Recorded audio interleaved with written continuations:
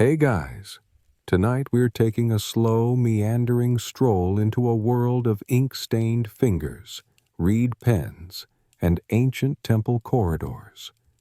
The life of a humble papyrus scribe in the grand city of Thebes. It's early morning in the Nile Valley. The air is soft, still clinging to the night's coolness, and the sky has just begun to change. An amber and lavender swirl stretched across the east. You can almost hear the yawn of the city as shutters creak open and chickens nervously reconsider their existence. This isn't some pharaoh's flashy tomb story. No death cults or treasure maps. This is slow history, the kind that smells like baked mud brick and old scrolls. You're not a warrior, or a priest, or even a merchant.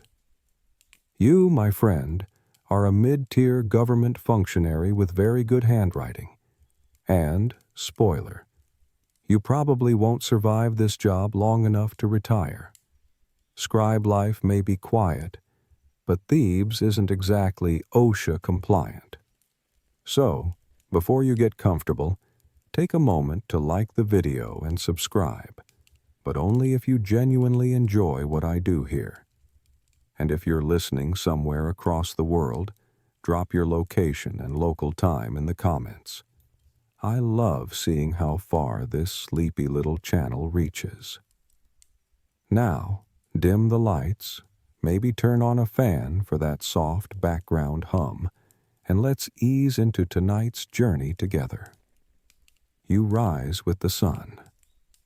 Not because you're a morning person, but because Thebes has no blackout curtains, and someone's rooster always thinks 4:47 a.m. is a great time to perform. You stretch, blink the sand from your eyes, and sit up on your woven mat, bones stiff from another night on the cool floor. Your wife is already awake, humming a lullaby that's older than the pyramids while she kneads dough for flatbread.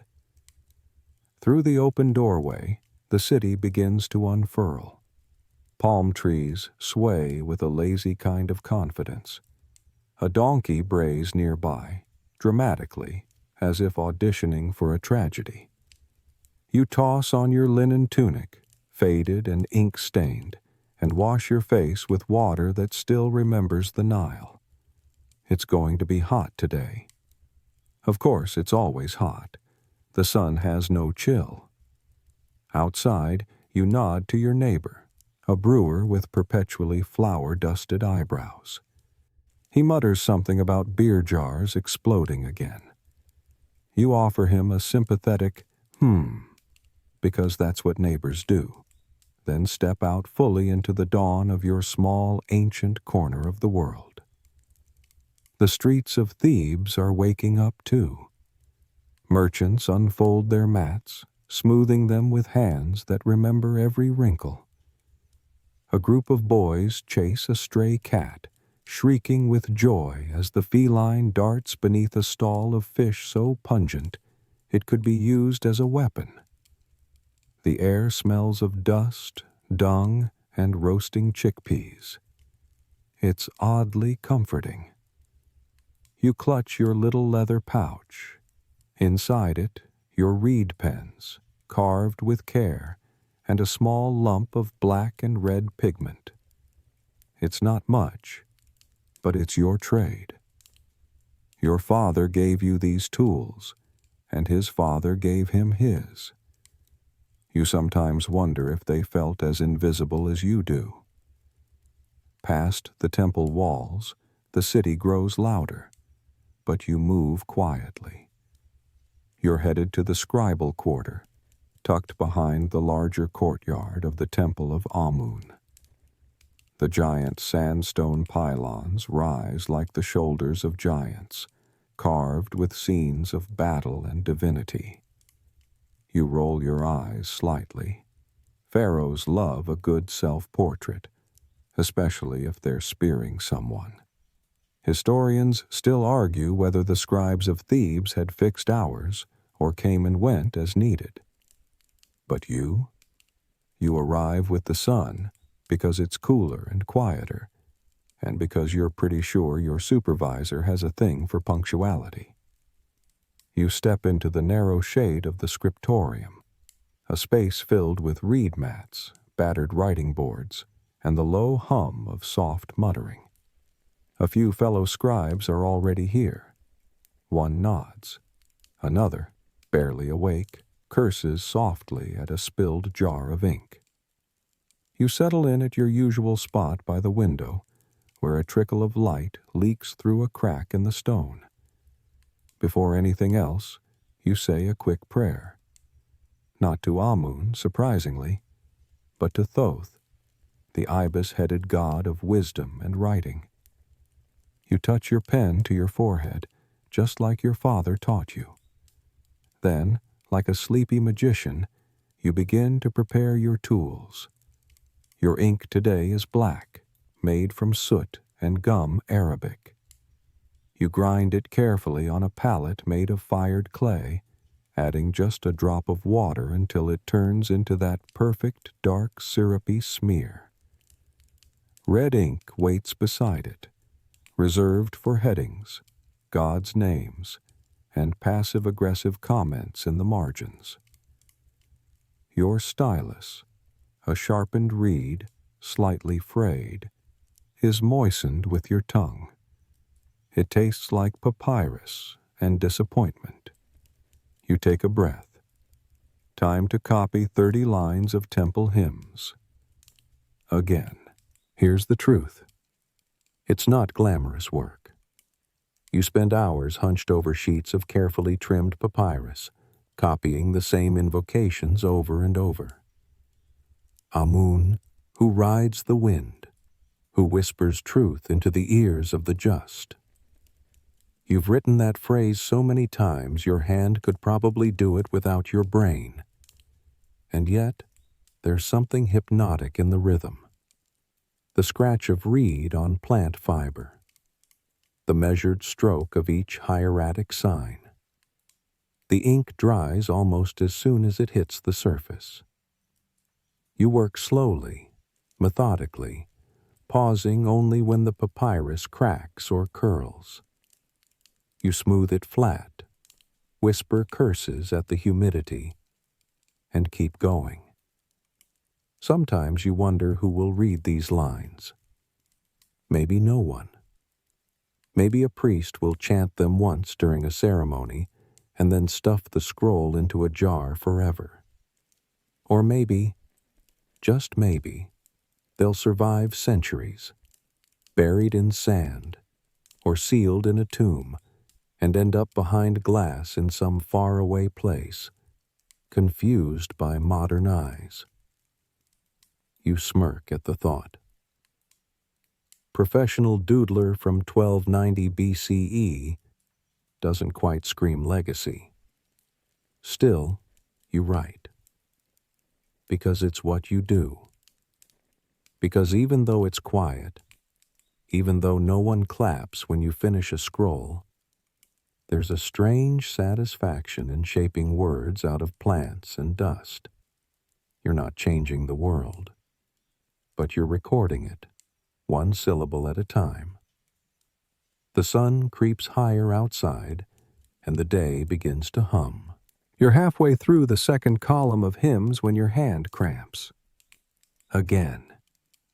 You stretch your fingers out, flexing each one like they're stubborn beetles refusing to move. The ink is behaving today.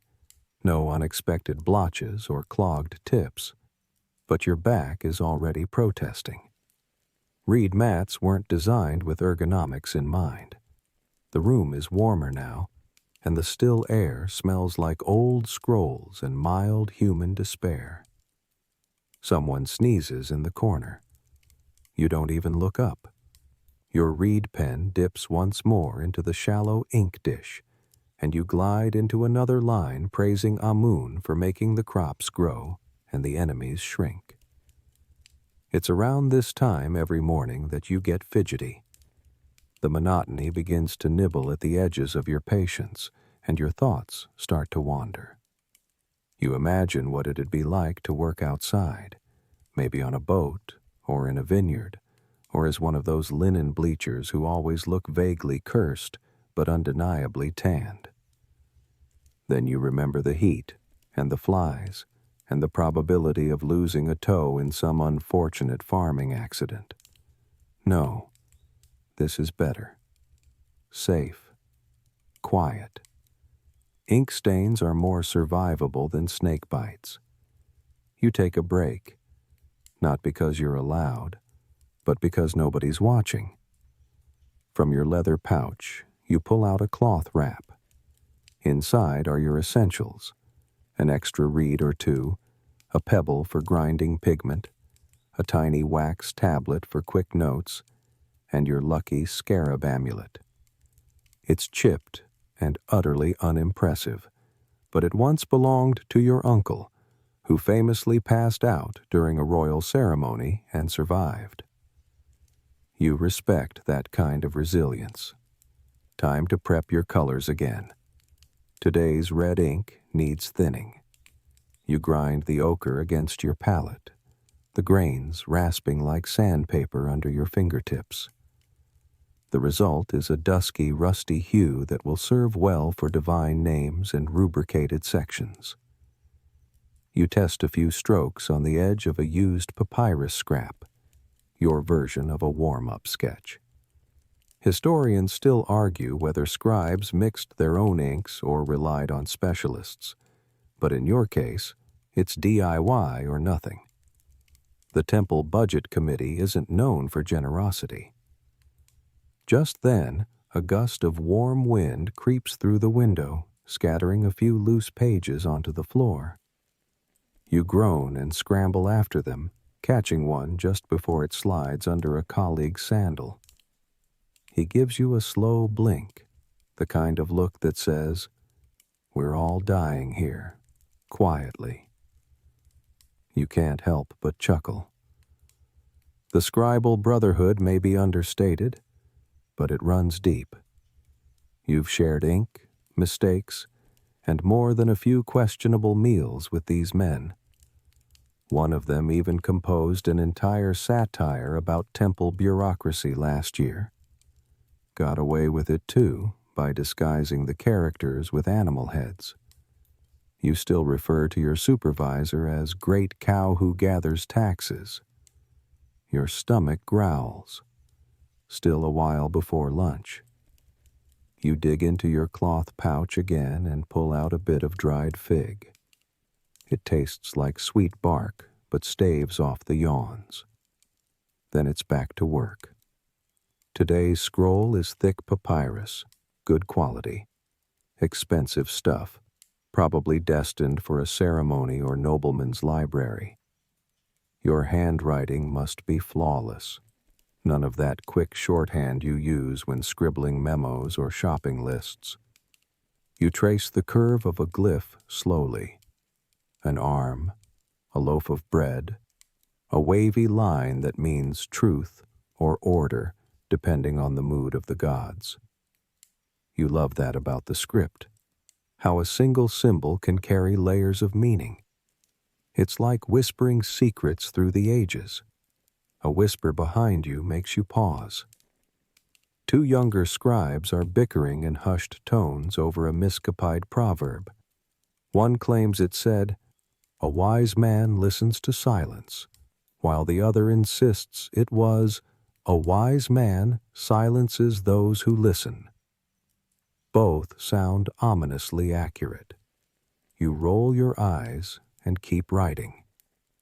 The door creaks open, and in walks a priest, tall and perspiring under layers of white linen. He gives the room a sweeping look and then mutters something about divine inventory reports. Your supervisor, who definitely wasn't napping, straightens up and gestures vaguely in your direction. Lucky you. The priest approaches and hands you a wax tablet with an order, an updated hymn to Osiris for the coming festival. With a sigh, you slide your current scroll aside and prepare a new sheet. More ink, more reverence. More ways to accidentally insult a god if you mess up the hieroglyph for rebirth. You begin the new text, carefully adjusting your strokes to the more ceremonial style. The Osiris hymn includes a passage where he's referred to as he who waits in silence, which, let's be honest, is a little spooky. But you like it. There's poetry in it, a stillness. You can almost feel the ancient resonance of the phrase vibrating beneath your fingers. Outside, bells ring faintly. Somewhere, a ritual begins. You can just make out the chant. Long vowels, deep drums, the clink of ceremonial cups. You wonder briefly what it must feel like to stand before hundreds and speak the words you've written. Would it be thrilling or terrifying? Then again, you're a scribe. You weren't meant to perform. You were meant to record, preserve, and make other people sound smarter than they are. The morning bleeds into late morning. Your hands are smudged, your spine has regrets, and the Osiris hymn is almost done. You dot the final red-inked name with a satisfying flourish. If this scroll ends up in a tomb, you hope Osiris cuts you some slack. You set it on the drying rack, a few bent twigs, honestly, and lean back. The sun now hits the temple wall at just the right angle to send a blinding glare into your eyes. Perfect. You shade your face and exhale. 2 scrolls done, 1 hymn updated, and no ink explosions. Not bad for a Theban Tuesday. Then, from across the room, a shout. "Who took my red pigment?" You don't even flinch. You just pull your pouch closer and smile. You gather your tools with the practiced motions of someone who's done this walk 1,000 times, each step worn into the memory of the dusty path between the scribal quarter and the outer walls of the temple. It's time to head to your midday assignment, and though your scrolls are finished for now, your day is far from over. As you step outside, the heat greets you like an overly enthusiastic street performer, loud, intense, and aggressively persistent. The sun perches almost directly overhead, pouring itself onto the stone courtyards and adobe walls of Thebes like molten gold. Your sandals slap against the packed earth as you wind your way down narrow alleys, ducking under low awnings and dodging the occasional chicken that insists on walking like it owns the place. A young vendor calls out from a cart brimming with fresh cucumbers. "Scribe, you look parched." He grins, waving a cracked cup of watered beer. You decline with a polite laugh. Last time you took him up on that offer, you spent the evening very acquainted with your chamber pot. You wave him off and keep moving. The scent of roasting onions wafts from a nearby tavern, mingling with incense smoke spilling from a household shrine. Women in bright linen dresses chat over baskets of laundry, their voices light and rhythmic, like birds arguing cheerfully in a tree. One of them eyes your ink-stained hands and murmurs something to her friend. You catch the word bookish and smile. Not exactly a slur. You'll take it. You pass a boy drawing something crude in the dust with a stick, possibly a crocodile fighting a giant ear. Who knows? Artistic interpretation. He looks up, wide-eyed, and you give him your best solemn scribe nod. He beams, possibly mistaking you for someone important. You don't correct him. As you approach the temple district, the energy shifts. The noise dims. The streets widen slightly. Massive columns rise like fossilized tree trunks, decorated with painted reliefs that have begun to fade from centuries of sun. 2 guards stand at the entrance, dressed in linen kilts and varying degrees of enthusiasm. You nod. One nods back. The other is too busy trying to stay awake upright. Inside, cool shadow replaces the blinding heat. The air here smells of stone, myrrh, and authority. Your footsteps echo as you make your way toward the side annex, where you've been assigned to help inventory temple records. It's thrilling work, really. Papyrus bundles, shelves, so much dust. But first, you pass through the outer colonnade, where sacred cows are being led in procession. Their horns are painted gold, and their hooves are scrubbed cleaner than your children's faces on festival day.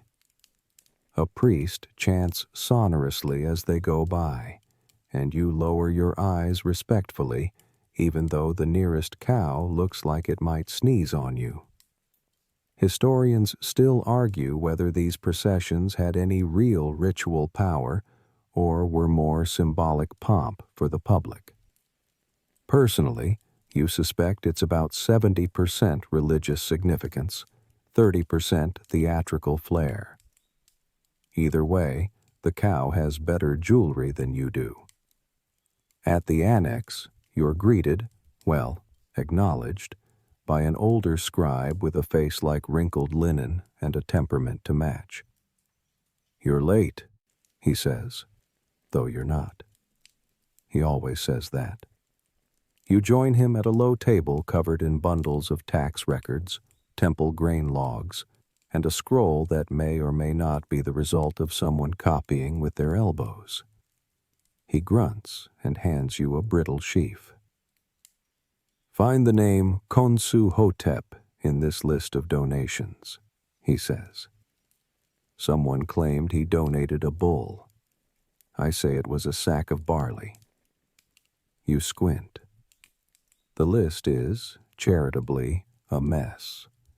Scribbled in multiple hands, with annotations, strike-throughs, and a suspicious drawing of what might be a chicken labeled "not approved."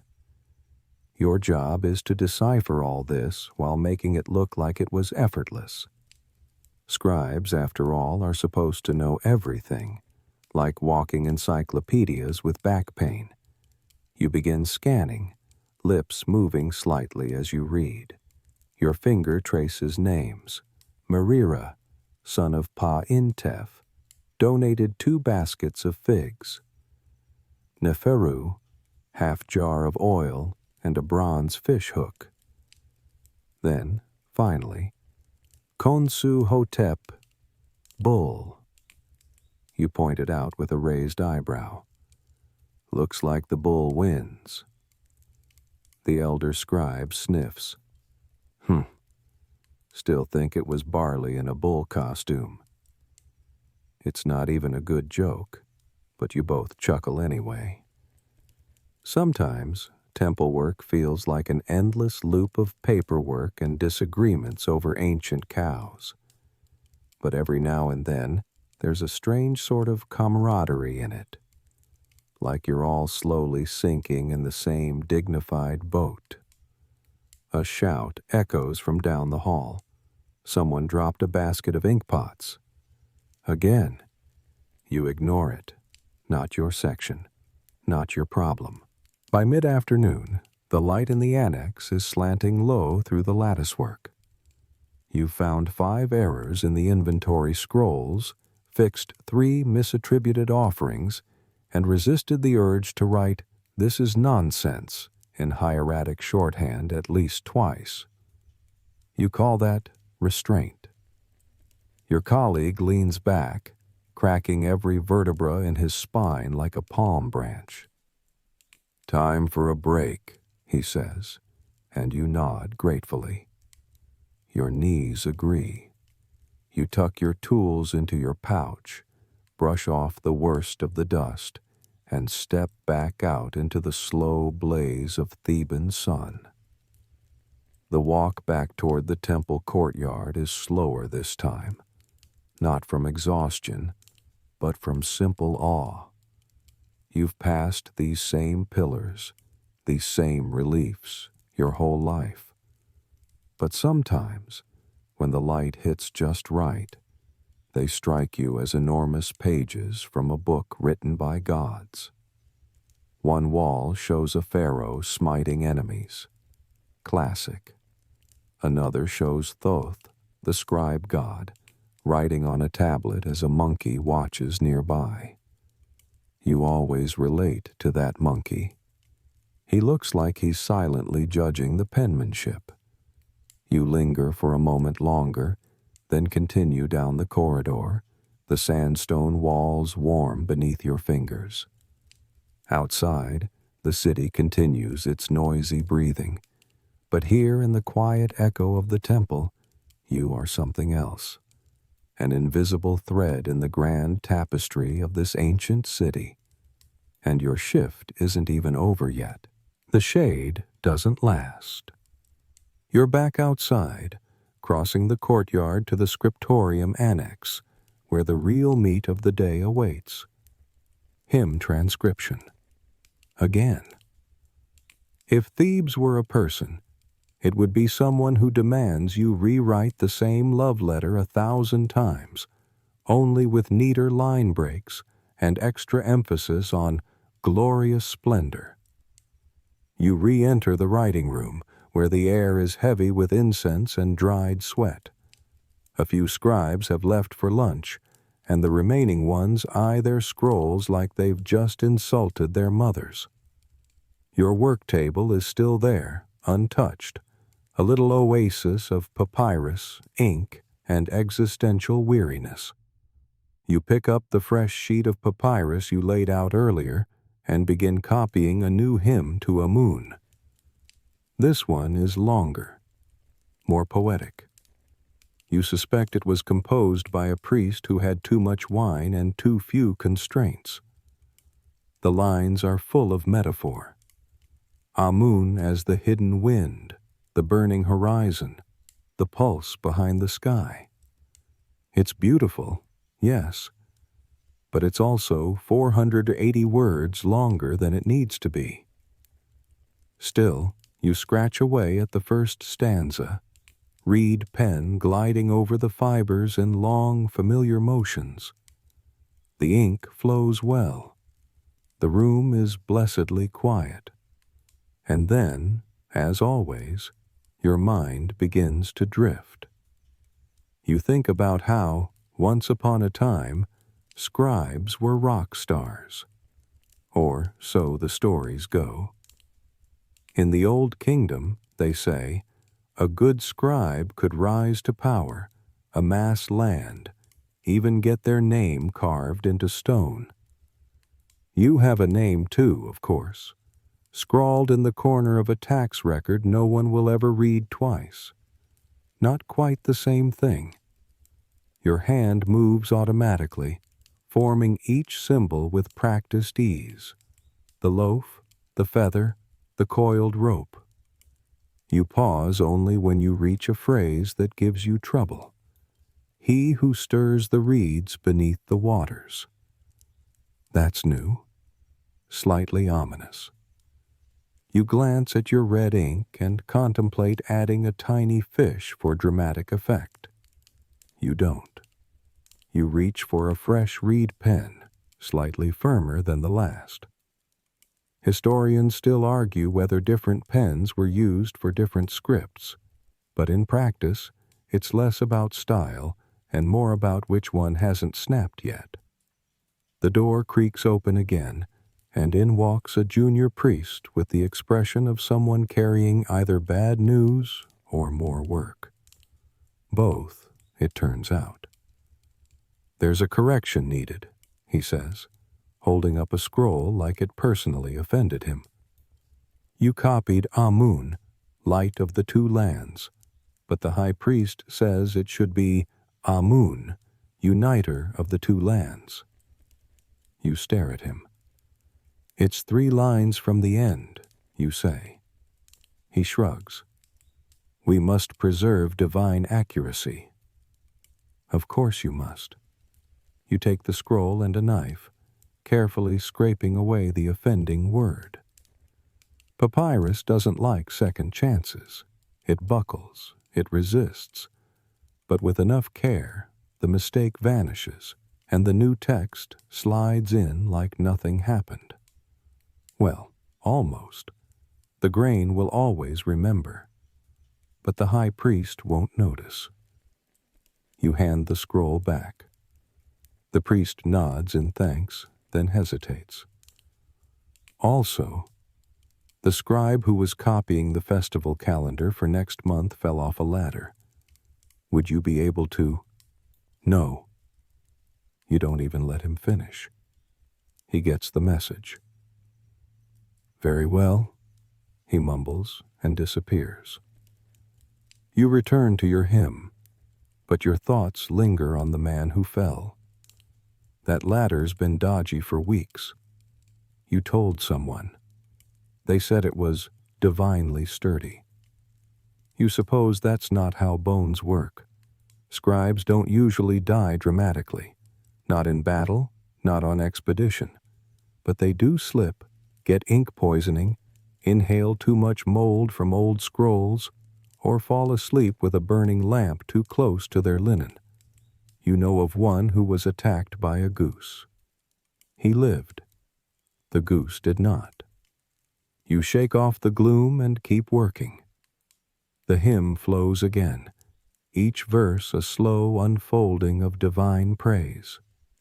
You wonder briefly whether Amun ever gets tired of hearing about himself. Then you think, no, he's a god. Being adored is kind of the point. You switch to red ink for the heading, Words to be spoken on the festival of Ra, when Amun is in the bark. A sentence that sounds suspiciously like it came from a travel brochure.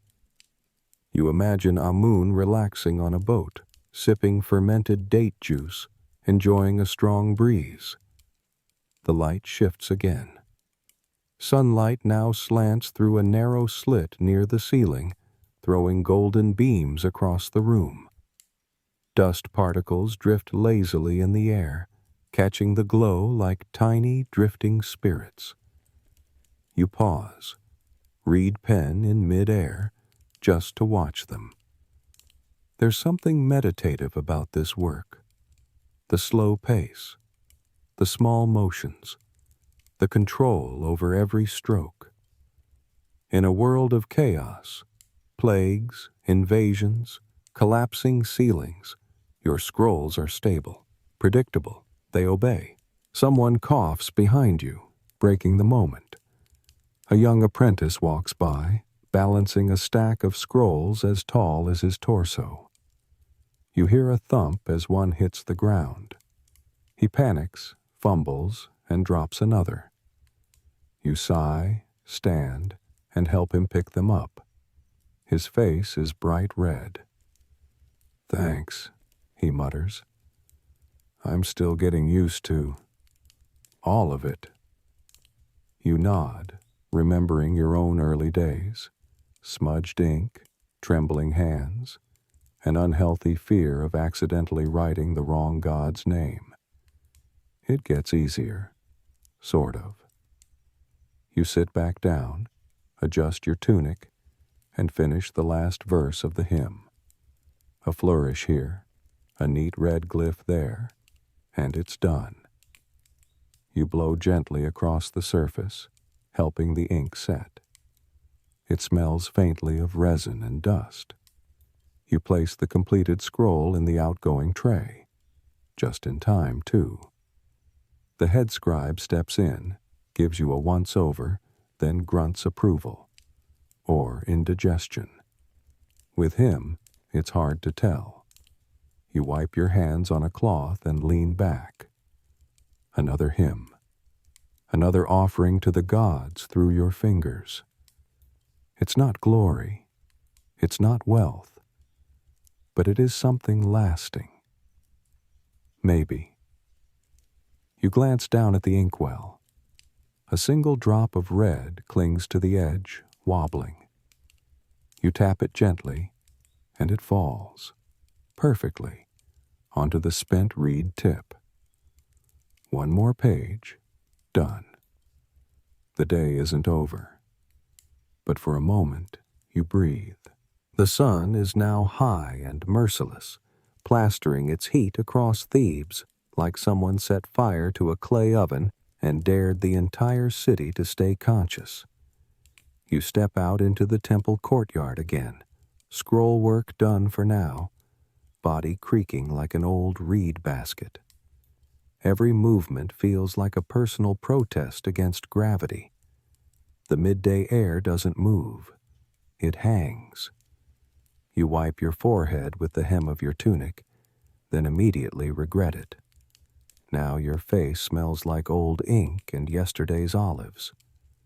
This is the time of day when Thebes simmers. The temple slows.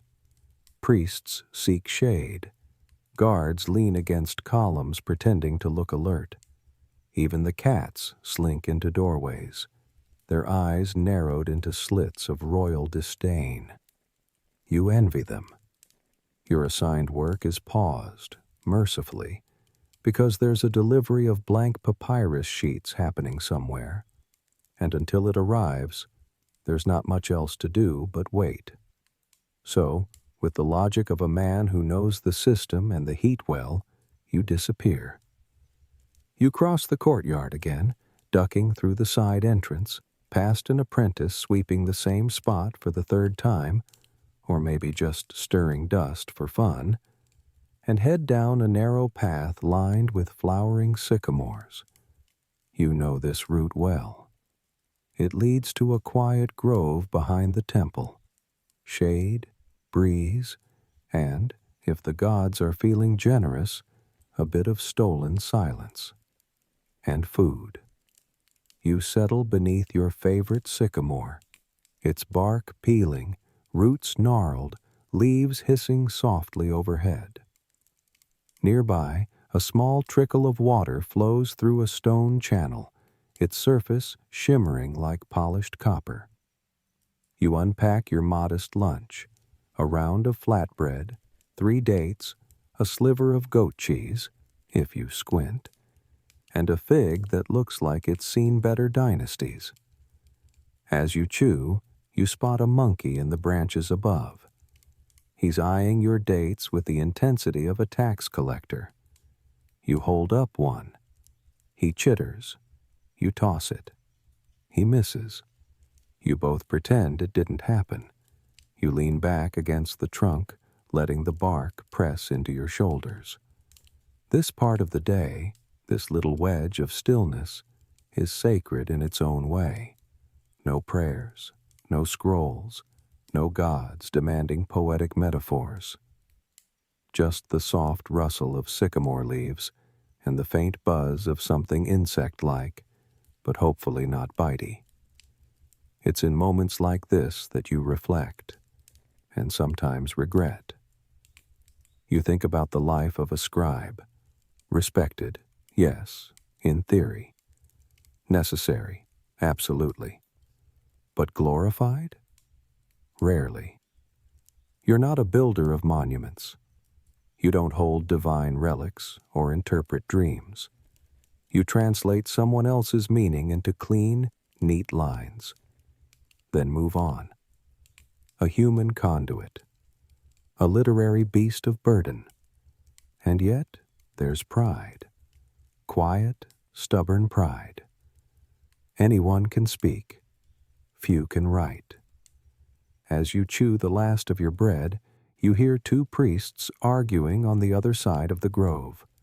Something about barley inventories not matching the temple storage scrolls.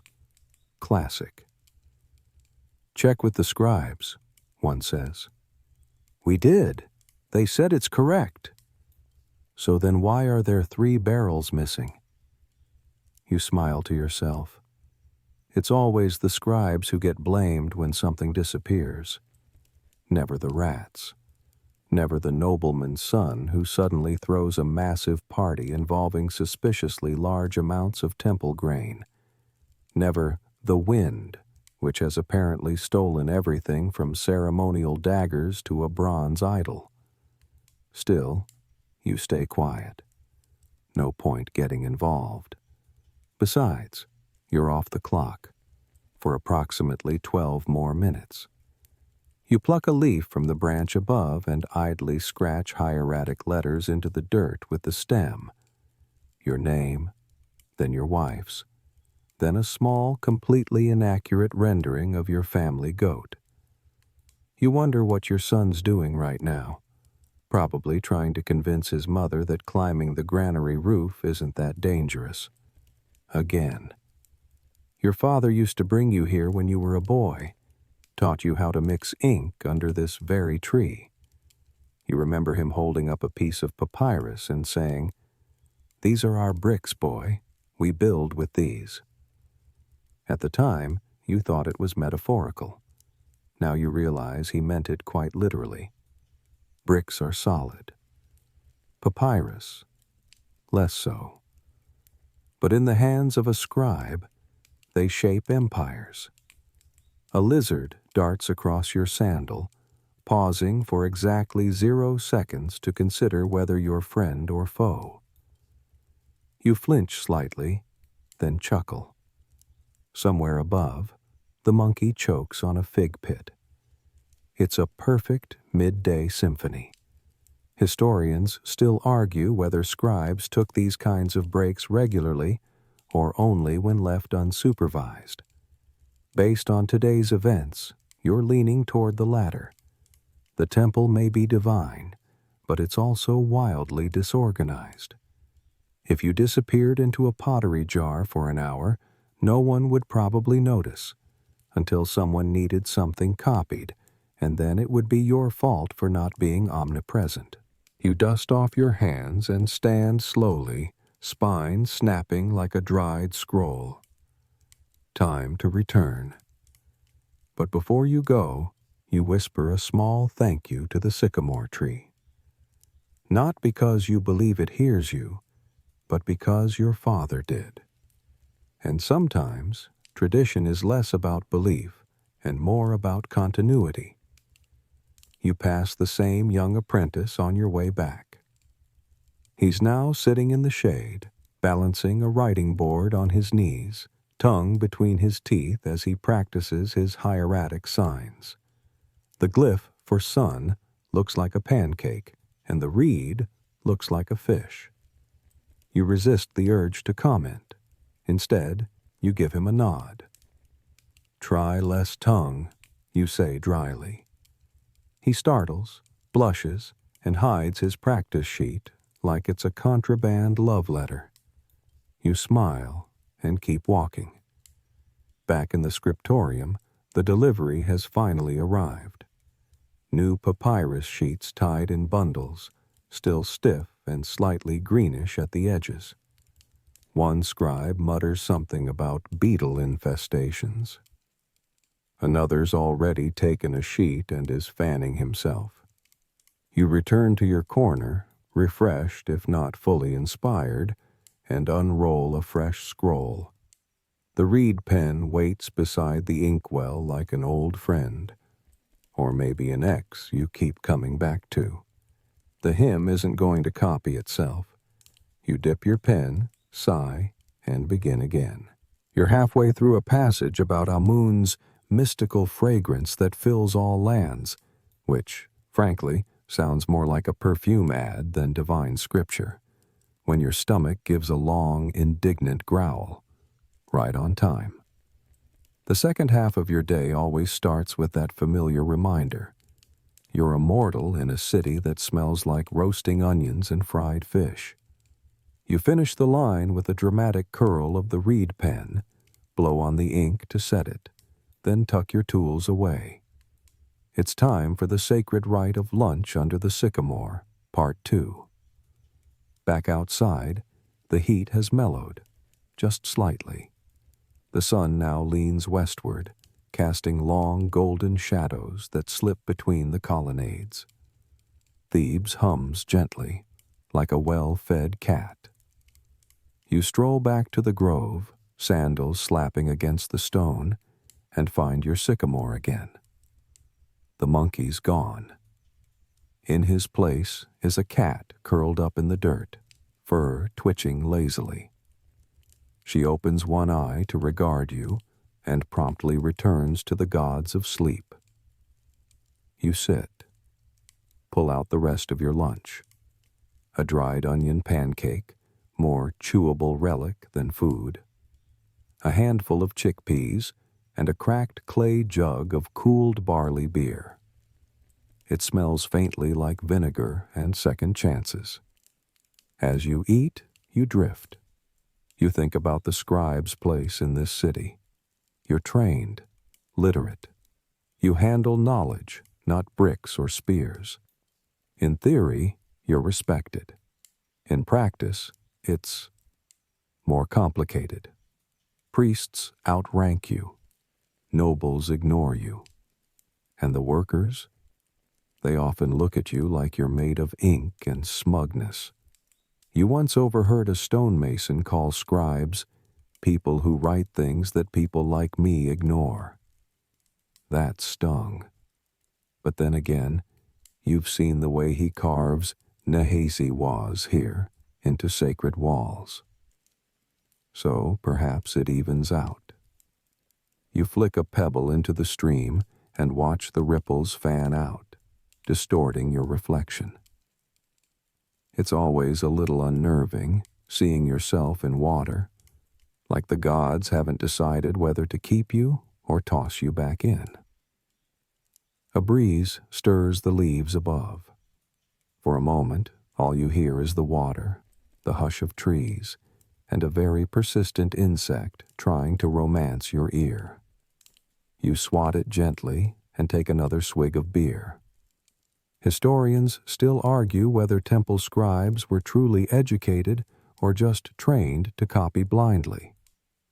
You like to think you're more than a papyrus parrot. You read the words, feel their weight. You correct grammar.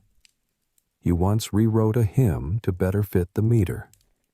The priest never noticed, but you knew. A shadow falls across your lunch. You look up and see a familiar face.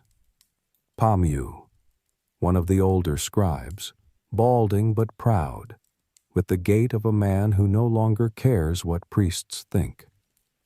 He settles beside you without asking. "Still eating under trees like a poet?" he asks, pulling out a stale roll.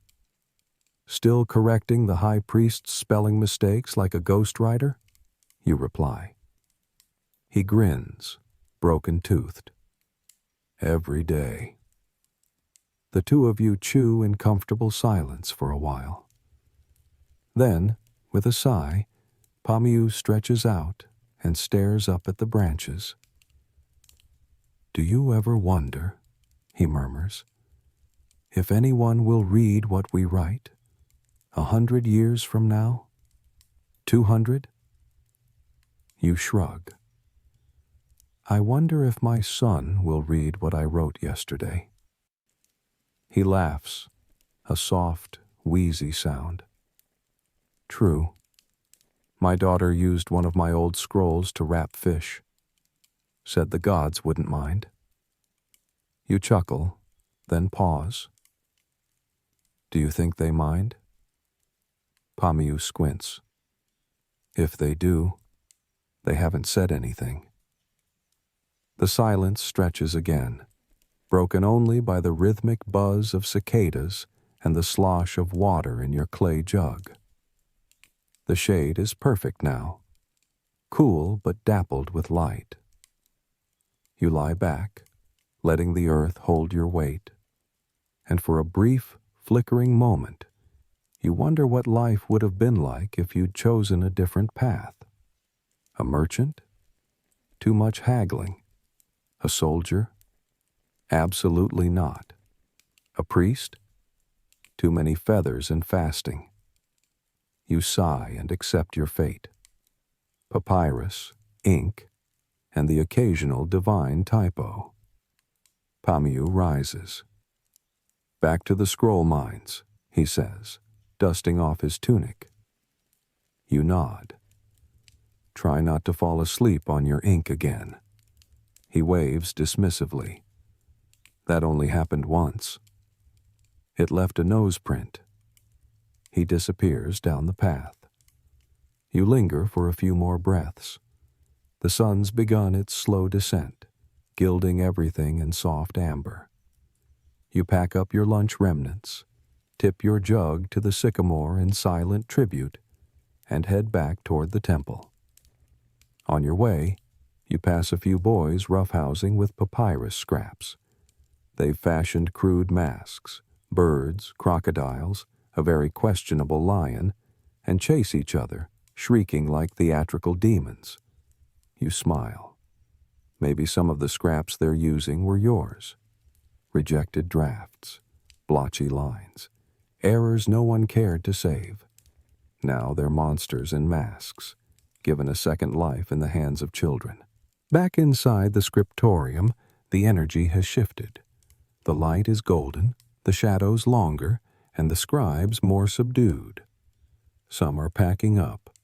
Others are rushing to finish before the head scribe wanders in and starts assigning bonus duties. You, naturally, pretend to be busier than you are. Your next scroll is less sacred, more practical. A list of offerings from a minor noble's estate. You start copying. Oil, linen, poultry, beer. You pause. 1 duck, 1 goose, and 1 bird to be determined. You can't help but snort. You glance around. No one saw. You sketch a small question mark next to the mystery bird, because you can't resist. You'll erase it later. Maybe. You settle into the rhythm again. Ink flowing, lines forming, sun dipping low. Outside, Thebes begins to shift into its evening self, less busy, more contemplative. Inside, you are part of something small, but strangely eternal. Bread, ink, sun, and silence. This is the life you chose, or the one that chose you. Either way, it's yours. The golden hush of late afternoon settles across the scriptorium like a well-worn shawl. Everything feels quieter now. Even the flies are lazy. You finish off the offering list with a final line. 2 measures of lentils and 1 moderately disgruntled goat, and let the pen rest on its side. Ink still damp. Spine still sore. You glance around the room. Several scribes have already begun tidying their stations. The head scribe isn't around, which means it's safe to stretch a little. Arms up, back arching, a satisfying pop, pop, pop down your spine like someone cracking open a fresh scroll tube. And yet, just when your body thinks it might be heading toward freedom, a messenger scurries in like a sand crab. He's young, red-faced, and clearly terrified of whatever task he's about to dump on you. Scroll, royal household, urgent, he pants, shoving a tablet in your face. You blink. Care to try that again, with nouns and verbs? He takes a breath. The vizier's assistant sent word. They need a family lineage record, now, for a marriage contract. Someone forgot to transcribe it, and the ceremony is tomorrow. Of course they did, because the gods love to let chaos bloom at the last possible moment. You sigh, take the tablet, and scan it. The lineage in question is 6 generations long and involves more intermarriage than a basket of snakes. You've seen simpler logic puzzles carved on tomb walls by bored stonemasons. Still, duty calls. You clear your station, pull out a fresh scroll, and uncap the ink. Again. You begin. In the house of Khnumhotep, born of Passer, born of Intef, born of... After the third born of, you're convinced someone's just copying and pasting ancestors at random. And the names, they're all variations of Intef, Marira, or Nesmut. It's like trying to write a scroll about 5 guys named Jeff. You pause to wipe your brow. The air is thick now, filled with the scent of heated papyrus, sweat, and the occasional whiff of something burning. You hope it's not your scroll. Your neighbor, Hori, leans over and whispers, "I heard this marriage contract is to settle a land dispute." "Of course it is," you whisper back.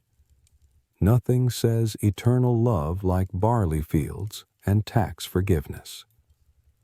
He snorts. You get back to it. Your reed pen scratches steadily, outlining generation after generation.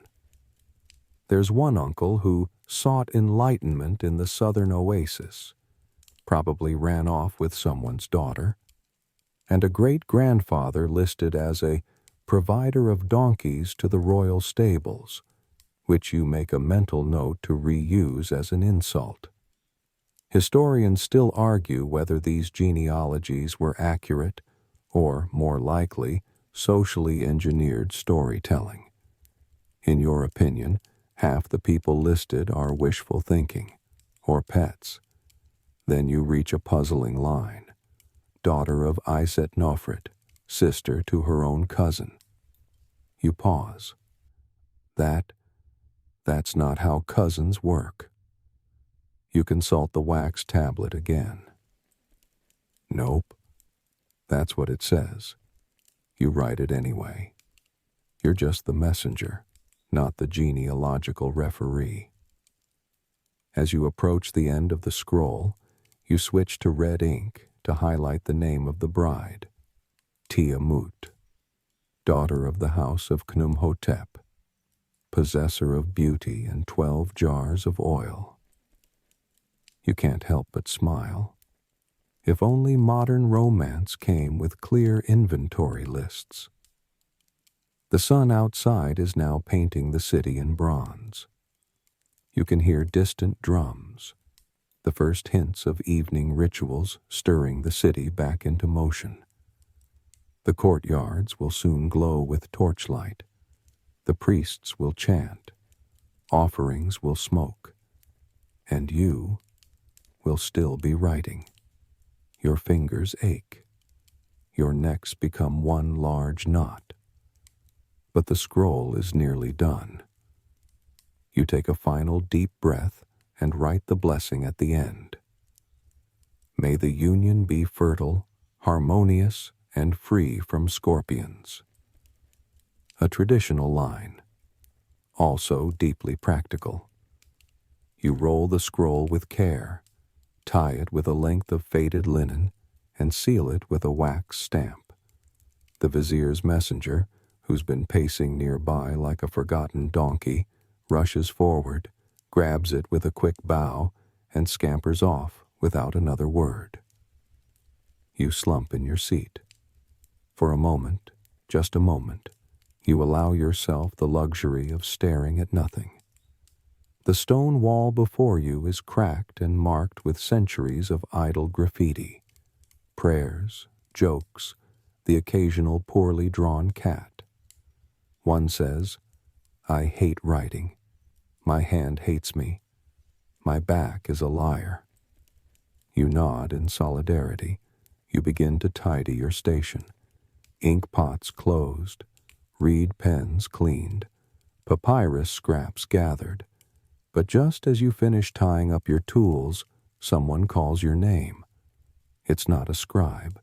It's not a priest. It's your son. He's standing awkwardly at the door, clutching a small bundle.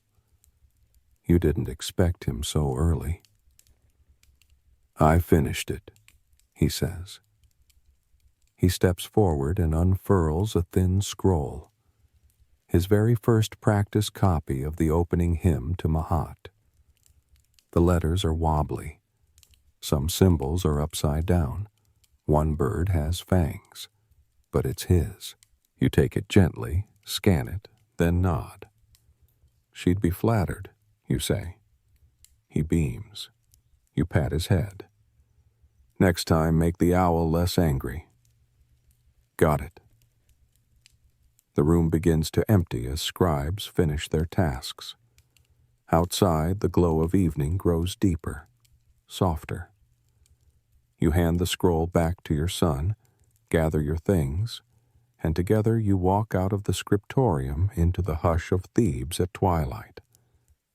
And as you do, you remember something your father once told you.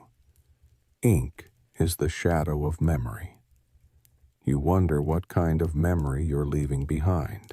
You and your son stroll home through the temple's western gate, your sandals sending little puffs of dust into the air with each step.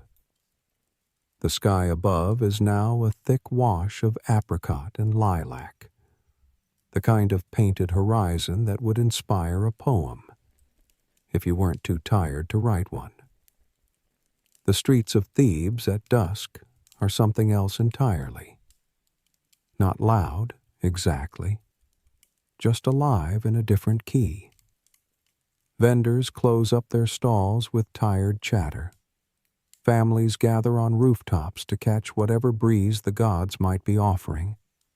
And somewhere nearby, a child is trying, and failing, to herd a runaway goose, to the laughter of half a block. You glance down at your son, who's humming to himself and swinging his writing kit like a sacred relic. He has no idea yet how much work that little bundle represents. No clue about the aching fingers, the sweat-drenched tunics, the sheer tedium of making the same symbol over and over again until it stops meaning anything. But for now, he's proud. And you let him be. At your door, he darts inside to show his mother his scroll. You hang back for a breath, just one, leaning against the sun-warmed mud brick. You take in the scent of home, bread baking, lamp oil, the faint must of your neighbor's attempt at perfume. You step inside. The house is small, 2 rooms, 1 low ceiling, and enough love to keep the walls from falling over. Your wife greets you with a kiss on the cheek and a pointed look at your ink-stained hands. The gods gave you water for a reason, she says, handing you a damp cloth. You scrub half-heartedly while your son recites his hymn with dramatic flair. You can't help but smile. He's got the tone all wrong, but he's got heart. And fangs on the bird glyphs. Dinner is simple. Lentil stew, flatbread, some kind of pickled root that you pretend to like. Your wife tells you about a neighbor's cat giving birth in their laundry basket. Your son recounts how he saw a real priest sneeze during a blessing, and everyone gasped. The whole table erupts in laughter. Historians still argue whether daily life in ancient Egypt was peaceful or precarious. You'd argue it was both. And sometimes the difference came down to whether the bread was fresh. After the meal, you retreat to the roof with a cup of date wine. The breeze up here is real. You lean back against a cool clay jar and look out across the city. From this height, Thebes glows. Lamp fires dot the streets like scattered stars. The Nile glimmers in the distance, catching the last blush of sunlight. And above it all, the temple looms, its pylons silhouetted against the deepening sky, as constant and solemn as a god's gaze. You sip your wine and breathe deeply. This is when the thoughts come, the big ones. You think about your work, today's scrolls, yesterday's mistakes, the small joke you left in a margin that no one will ever read. You think about the hundreds of hymns, tax records, oaths, and lineage trees you've copied in your life. You wonder where they'll all end up. In a tomb? A fire? Repurposed to wrap fish? Sometimes you dream of your scrolls surviving the centuries, discovered by future scribes who wonder who you were. Maybe one of them will read your marginal doodle of a crocodile wearing sandals and smile. And then again, maybe not. But that's the thing about being a scribe. You don't do it for fame. You do it because the words need somewhere to go, because the gods demand record-keeping, because someone has to remember. A mosquito buzzes near your ear. You swat it with the dignity of a man who's lost too much blood to flying insects. Down below, you hear your son's voice. "Abba, I wrote another line." You chuckle. "Save it for the morning, little priest." You descend the ladder, kiss your wife good night, and help your son roll up his scroll. He's asleep before you've tied the ribbon. You stay up just a bit longer, candle flickering, papyrus blank in front of you. You could sleep, or you could write. So, you dip your reed into the ink. Not temple work this time. Not for the priests or the nobles or the lineage-obsessed vizier. Just a note, a personal thought, something quiet, something yours. Today, the ink ran smoothly. The gods were gentle. My son made a vulture glyph with 3 legs. It was perfect. You pause, add a tiny drawing of the 3-legged vulture. Then you blow out the candle. The morning arrives not with a roar, but with the soft scratch of broom against stone. Somewhere nearby, a neighbor is already sweeping their doorstep like it owes them money. Birds chitter. A donkey brays like it's singing backup. You groan softly and roll over, your blanket tangled, the heat already creeping in. You don't need to open your eyes to know the sun is coming. But eventually, you do. You sit up slowly, joints popping like firecrackers in a papyrus festival. Your wife has already risen, probably elbow-deep in flour or convincing your son that sandals must, in fact, be worn on both feet. You wash your face with yesterday's water, still cool in its clay jar, then run your fingers through hair that long ago gave up trying to impress anyone. You pull on your linen tunic, creased, slightly ink-stained, but blessedly intact, and gather your writing kit. Back to it. The walk to the temple is quieter in the early light. Thebes stretches awake slowly, like a lion in the sun. Shopkeepers prop open shutters. The fishmonger down the lane shouts something that sounds like an insult, but is actually a discount. And the boy with the runaway goose, still chasing it. New day, same bird. At the temple gates, the guards give you the nod. One yawns, the other chews something suspiciously leafy. You nod back, your version of a salute. Inside, the morning light filters through columns in golden shafts, illuminating floating dust like blessings in transit. The temple feels different at this hour, less crowded, less noisy. You like this version of it best. In the scriptorium, a few scribes are already at their desks. Hori gives you a look. You're late. I'm early, you say. For tomorrow? You grin. Exactly. You settle into your seat, unpack your tools, and unroll a fresh scroll. Today's assignment: festival announcements. A grand affair is coming. Boats on the river, chants echoing through the courtyards, nobles parading around like overcooked pastries and feathers. The head scribe leaves you a brief. Clear, formal, decorative headings, but not too decorative. The last one looked fun. You resist the urge to be clever. You dip your pen and begin. On the day of the appearance of the great god Amun, the processions shall begin from the eastern gate. You write carefully, your script dancing across the papyrus in practiced waves. You switch inks, red for headings, black for body, the colors bold and beautiful against the cream fibers. You've written this kind of scroll dozens of times. The instructions don't change, but you add little flourishes anyway. A curve here, a better spaced line there. Subtle touches, just for yourself. Like arranging your sandals neatly, even if no one will see.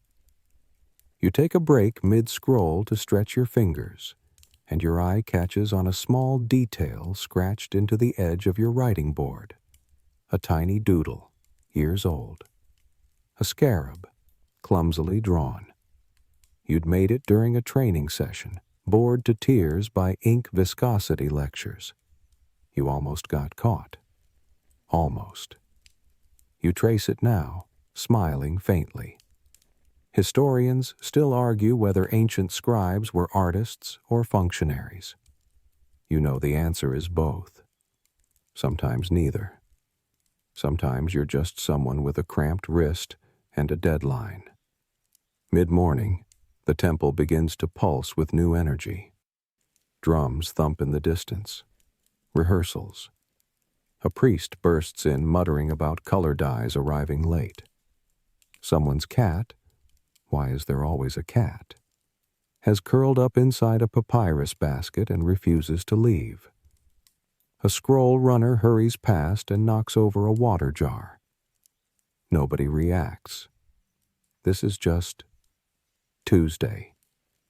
You finish the first scroll, roll it tight, and tie it with twine. Then the next, and the next. By midday, you've written 5 and drafted 2 more. Your back is furious, your fingers cramp, but your work is good. Then, a surprise.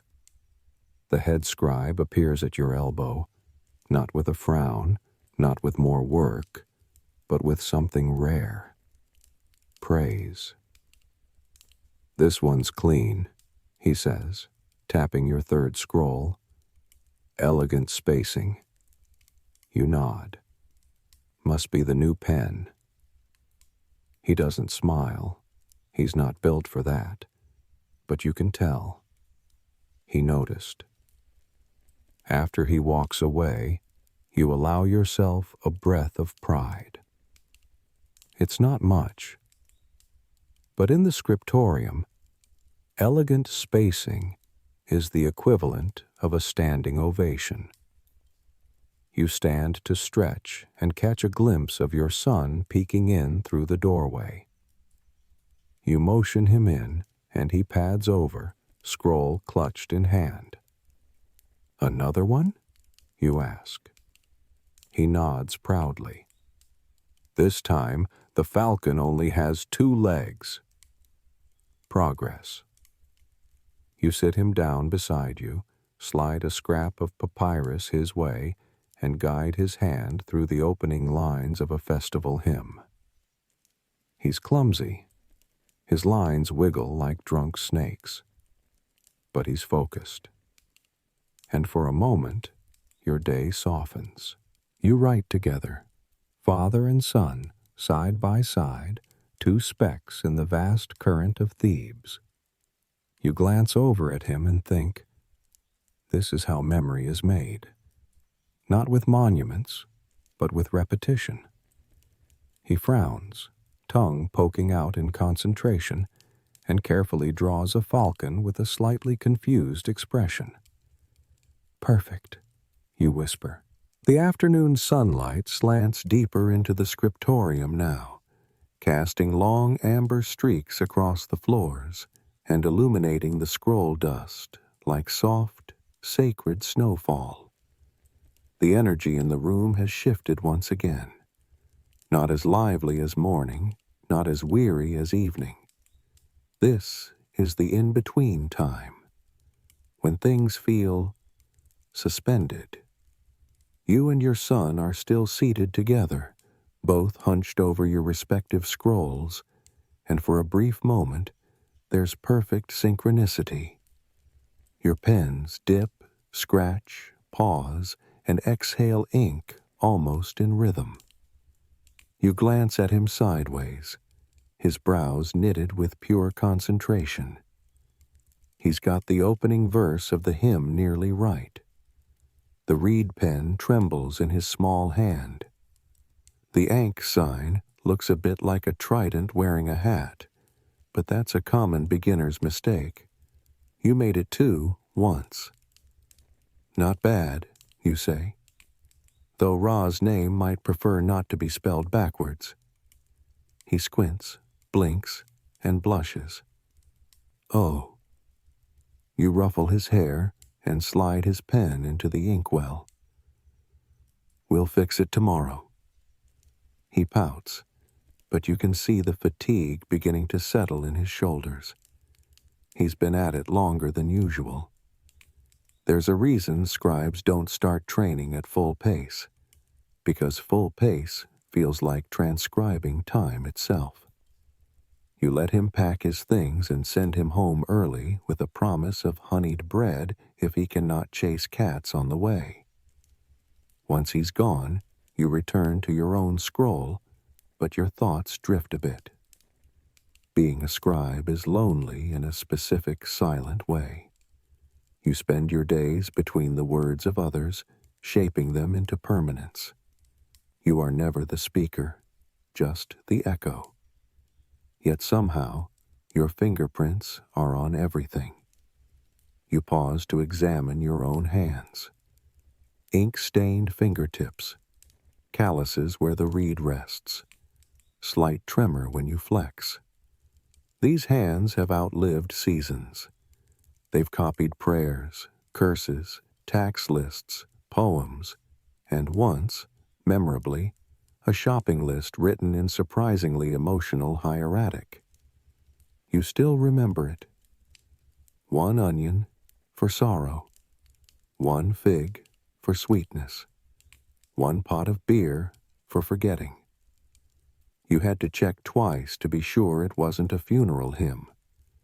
Historians still argue whether scribes had the freedom to add embellishments, or if strict conformity ruled the page. From experience, you know the answer is as much freedom as you can get away with before the head scribe notices. So yes, maybe that one letter to the priest included a tiny sketch of a fish judging the recipient. No one ever found it. Or if they did, they were too polite to mention it. You work for another hour, finish off a scroll with ceremonial timings, copy a list of grain deliveries, most of which will probably be late or miscounted, and draft a welcome note for a visiting noble that reads as enthusiastic as dry toast. When your pen finally lifts for the last time today, the muscles in your hand sing in pain. You stretch them out, gingerly, like someone coaxing a stubborn animal out of its cave. You rise, step outside, and let the last light of day hit your face. Warm, thick, golden like honey poured over stone. Thebes has begun its evening bloom. The temple flickers with new torches. Offerings are prepared. Musicians in another courtyard test out notes that sound both sacred and slightly off-key. A group of young priests march past, carrying bundles of papyrus and looking every bit like people who've just been told they're late for something they didn't know existed. And above all this, above the noise, the bustle, the sacred routines, are the gods. Not visibly, of course. You don't expect to see Amun peeking out from behind a pylon with a scroll critique, but their presence is in the air, in the ritual, in the rhythm of the work. You think again about the scroll you're most proud of, the one you copied in secret for your father's tomb, a hymn of peace, never commissioned, never paid for, just something to keep him company. It rests beside him now, wrapped in linen, just above his heart. They didn't ask you to write it. You just had to, because that's what scribes do. You return to the scriptorium to clean up. Your tools go back in their satchel. Papyrus scraps are sorted, some saved for kindling, others too precious to waste. You polish your ink pots out of habit. The red one still smells faintly of ochre and something oddly sweet, like crushed berries. You suspect the apprentice used the wrong mortar again. As you prepare to leave, you catch Hori standing by the doorway, staring into nothing. "You all right?" you ask. He blinks. "Just thinking about what happens when we're not around to write it all down." You nod. Then someone else will, or they won't. Either way, the Nile keeps flowing. He exhales a laugh, soft and tired. Comforting. You leave together, walking side by side into the evening. On the way out, you pass the apprentice with the uneven handwriting. He's asleep on a bench, his practice board clutched to his chest like a blanket. You gently slide it free, glance at the latest line. It's messy, but it's getting better. You rest it on the table beside him, with a little smile drawn at the corner. The last light has drained from the sky, replaced by the calm silver of a rising moon. You walk home quietly, sandals slapping soft rhythms on the stone. You think about the scrolls you'll write tomorrow, about the lines you'll copy, the ones you'll fix, the ones you'll accidentally smear and have to pretend you meant to do that.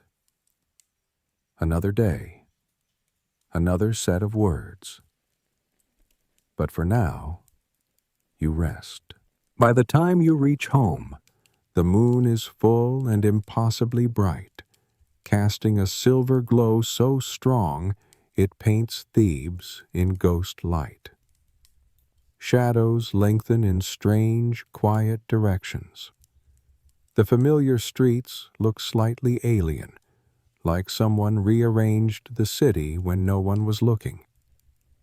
You duck under your doorway, brushing past the hanging reed curtain, and are met by warmth. Not heat, not the oppressive kind that crushes your lungs in midday, but the good kind. The kind that smells like fresh herbs and simmering lentils. Your wife glances up from her stool and gives you a tired but knowing look. The kind that says, "Yes, I saved you the crispy edge of the bread because I know it's your favorite." You don't say anything.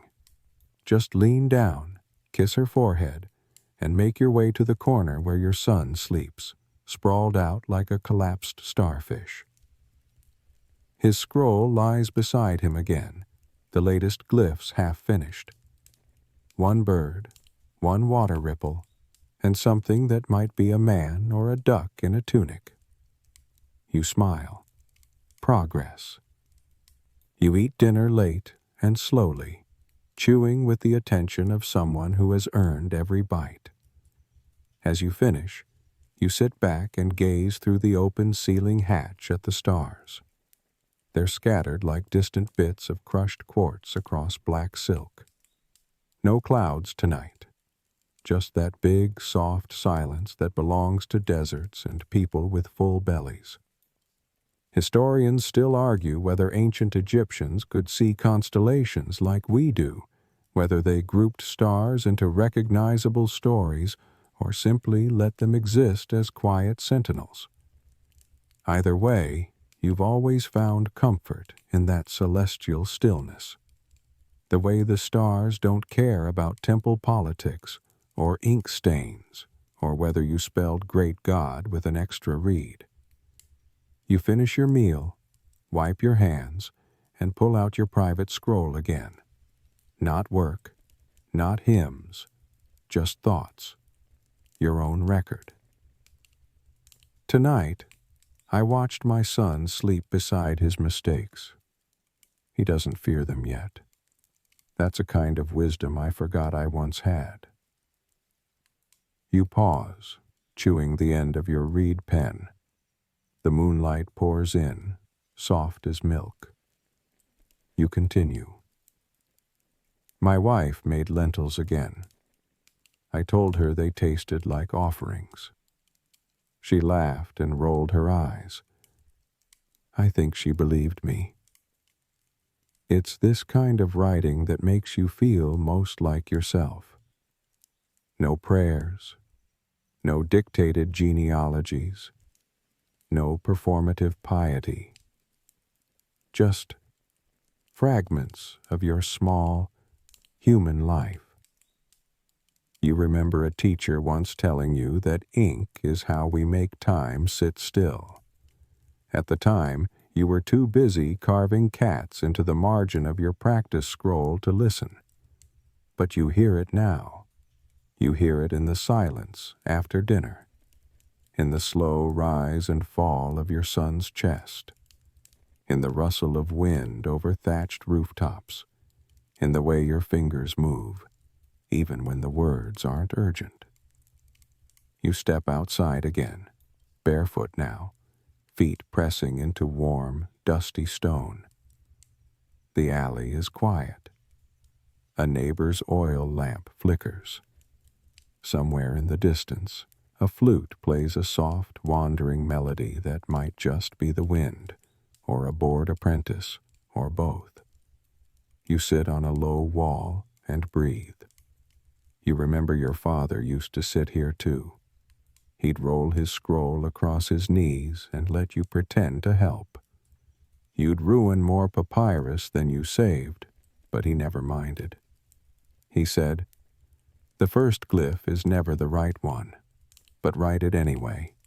The second might surprise you." You didn't understand it then. Now you do. A cat brushes past your leg. You don't flinch. It's the orange one with the missing ear. You've named him Papyrus Thief because he once stole a practice scroll and dragged it triumphantly across the courtyard like a lion with prey. You think about calling it a night.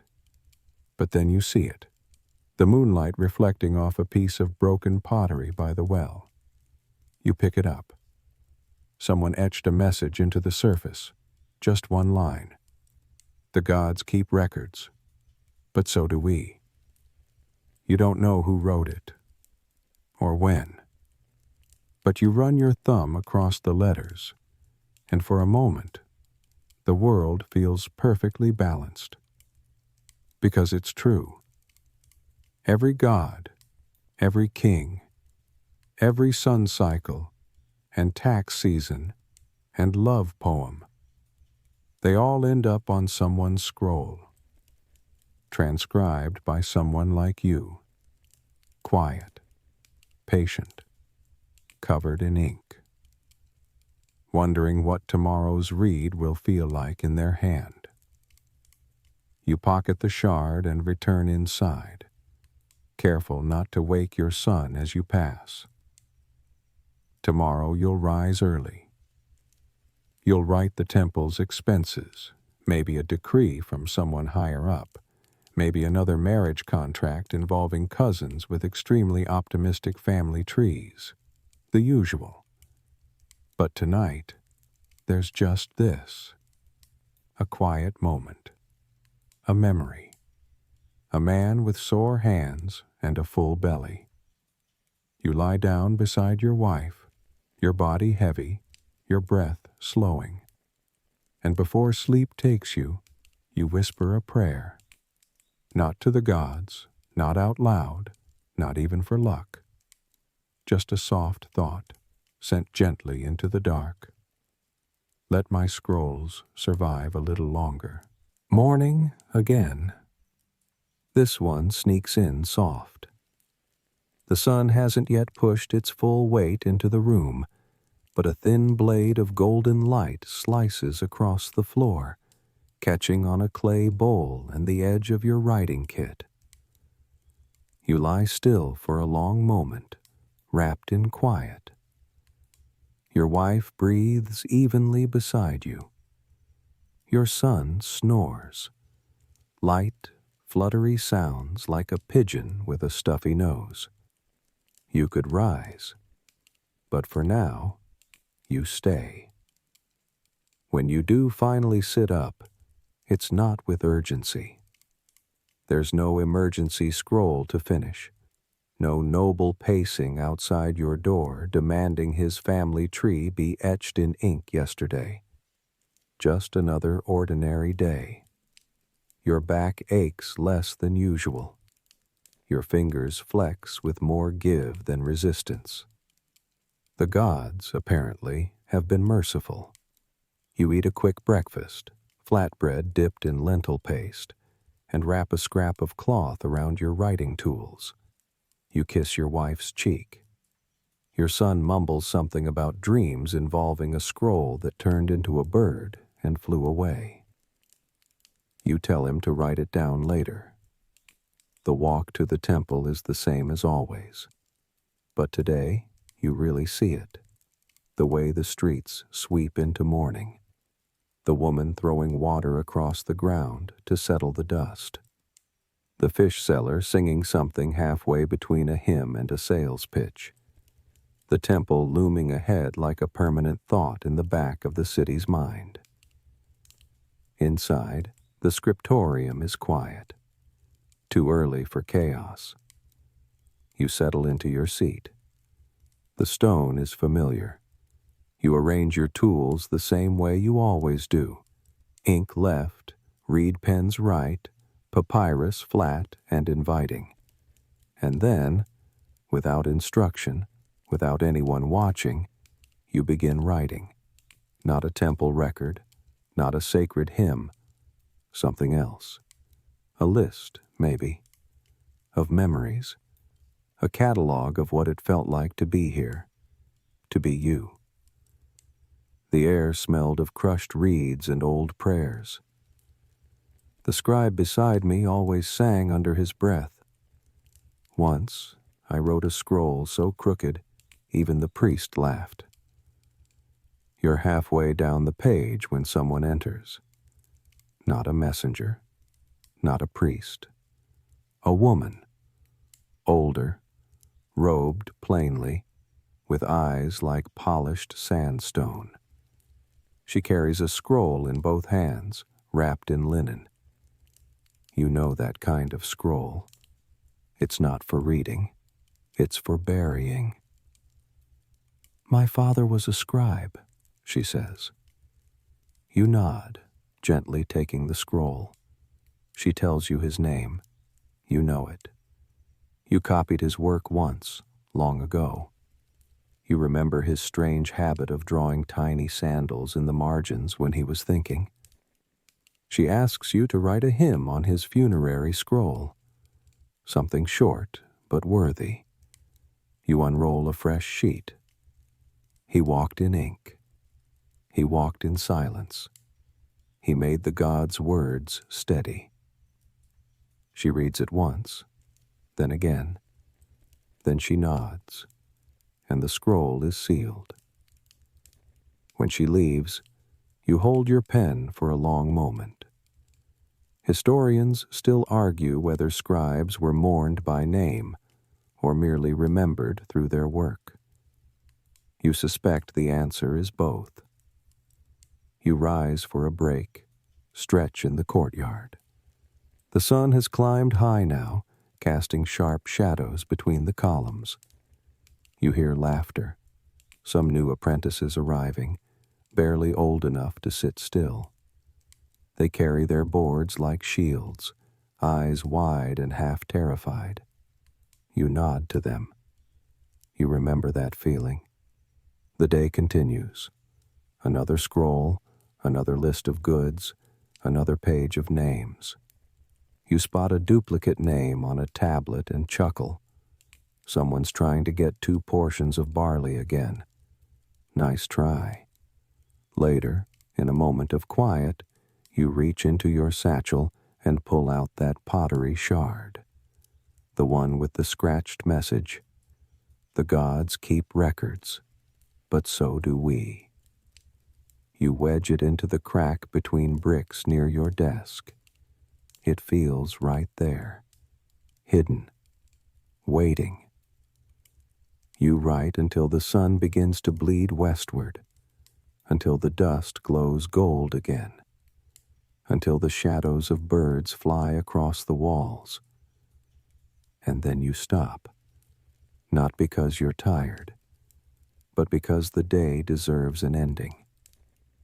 You pack your tools slowly. Each item returns to its place. One final check for loose ink lids, for wayward scraps. The scriptorium buzzes softly. Quiet voices, rustling papyrus, the familiar scrape of reed on fiber. As you leave, you look back once more. Your desk. The wall with the scarab carving. The reed curtain fluttering in the breeze. It has all been so ordinary. And yet, it matters. Because when the gods ask how you spent your days, you'll say, I kept the words alive. And maybe, just maybe, that will be enough. Now, just rest. You've followed the ink across dusty scrolls and sacred halls. You've walked the streets of Thebes, felt the hush of temple stone, tasted the quiet rituals of a life lived between the lines. Let the memory of reed pens and ochre ink settle now, like soft dust on a bookshelf no one's disturbed in years. Let your breath slow. Let your shoulders fall gently into the bed beneath you.